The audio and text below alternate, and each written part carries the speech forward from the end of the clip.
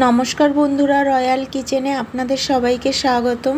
আজকে হাজির হয়েছি পান্তুয়া মিষ্টির রেসিপি নিয়ে। গোলাপ জামুন আর পান্তুয়া মিষ্টি দেখতে অনেকটাই একই রকম, তবে গোলাপ জামুনের থেকে পান্তুয়া মিষ্টি বানানোর পদ্ধতি এবং উপকরণ অনেকটাই আলাদা। আশা করি রেসিপিটি আপনাদের কাছে খুবই ভালো লাগবে। যদি ভালো লাগে লাইক, শেয়ার, সাবস্ক্রাইব করে আমার পাশে থাকার অনুরোধ রইল, আর ভিডিওটি না কেটে শেষ অবধি দেখার অনুরোধ রইল।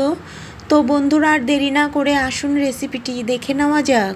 এখানে ঘরে তৈরি করা 2 কিলো দুধে যতটা ছানা হয় পুরো ছানাটাই নিয়েছি, পরিমাণে 200 গ্রাম মতো আছে। এবার এখানে নিয়েছি খোয়া ক্ষীর। খোয়া ক্ষীরের পরিমাণটা এখানে 200 গ্রাম মতো আছে। এবার এই খোয়া ক্ষীরটা গ্রেটার দিয়ে গ্রেট করে নেব, তবে পুরো খোয়া ক্ষীরটা লাগবে না। 200 গ্রাম ছানার জন্য 100 গ্রাম খোয়া ক্ষীরই যথেষ্ট। এবার নিয়ে নেব 50 গ্রাম মতো ময়দা, নেব 1 চামচ কর্নফ্লাওয়ার। এবার ছানার সঙ্গে সব উপকরণগুলো ভালো করে মেখে নেব। ছানাটা 3-4 মিনিট মতো মেখে নেওয়ার পর এর মধ্যে দিয়ে দেব 1/2 চামচ বড় এলাচের দানা। পান্তুয়া মিষ্টিতে বড় এলাচের দানাটাই ব্যবহার করতে হবে। এলাচের দানা দিয়ে ছানাটা আরও 2 মিনিট মতো মেখে নেব। ছানাটা ভালো করে মেখে নেওয়া হয়ে গেছে। এখানে নিয়েছি কয়েকটা নকুল দানা। মেখে রাখা ছানার ডো থেকে অল্প ডো নিয়ে এইভাবে গোল করে মাঝখানে গর্ত করে দেব। এর মধ্যে একটা নকুল দানা দিয়ে ভালো করে মসৃণ করে গোল করে নেব, যেন গায়ে ফাটল না থাকে। একইভাবে সবকটাও বানিয়ে নিয়েছি। ভাজার জন্য গ্যাসে কড়াই বসিয়ে পরিমাণ মতো রিফাইন তেল দিয়ে গরম করে নিয়েছি। এবার গ্যাস লোতে করে দিয়ে বানিয়ে রাখা ছানার বলগুলো এক একটা করে এই তেলের মধ্যে দিয়ে দেব। 2 মিনিট এইভাবে ভেজে নেওয়ার পর আলতো হাতে নাড়িয়ে দেব। আর কোনোভাবেই গ্যাস বাড়ানো যাবে না।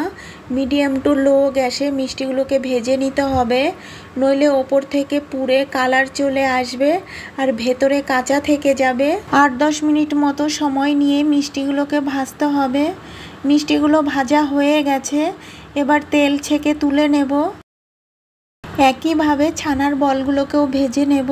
এবার শিরাটা বানিয়ে নেব। শিরা বানানোর জন্য এখানে নিয়েছি 1 কাপ চিনি, পরিমাণে 300 গ্রাম মতো আছে। চিনির কাপ মেপেই দেব 3 কাপ জল। দেব কয়েকটা বড় এলাচের দানা আর 4-5টা ছোট এলাচ। এবার চিনি গলিয়ে শিরাটা 3-4 মিনিট মতো জাল করে নেব। আর ভেজে নেওয়া ছানার বলগুলোকে কোনোভাবেই গরম অবস্থাতেই শিরার মধ্যে দেওয়া যাবে না। 3-4 মিনিট মতো ঠান্ডা করে তারপরে শিরার মধ্যে দিতে হবে। 4 মিনিট শিরাটা জাল করে নিয়ে গ্যাস অফ করে দিয়েছি।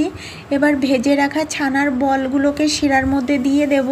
এবার ভালো করে নাড়িয়ে নিয়ে ঢাকা দিয়ে 4-5 ঘন্টা মতো রেখে দেব। এতে করে মিষ্টির ভেতরে শিরাটা ভালোভাবে ঢুকে যাবে। 4 ঘন্টা পর ফিরে এসেছি। দেখুন পান্তুয়া মিষ্টিগুলো ফুলে ডাবল হয়ে গেছে আর খেতেও একদম দোকানের মতো হয়েছে। এবার একটা পান্তুয়া মিষ্টি কেটে আপনাদেরকে দেখিয়ে দিচ্ছি। দেখুন দোকানের মতো নরম আর ভেতরটা কত রসালো হয়েছে।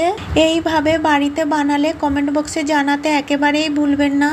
আর পাশে থাকা বেল আইকনটি ক্লিক করে রাখবেন, এতে করে যখনই কোনো নতুন ভিডিও আপলোড দেব সর্বপ্রথম আপনার মোবাইলে পৌঁছে যাবে।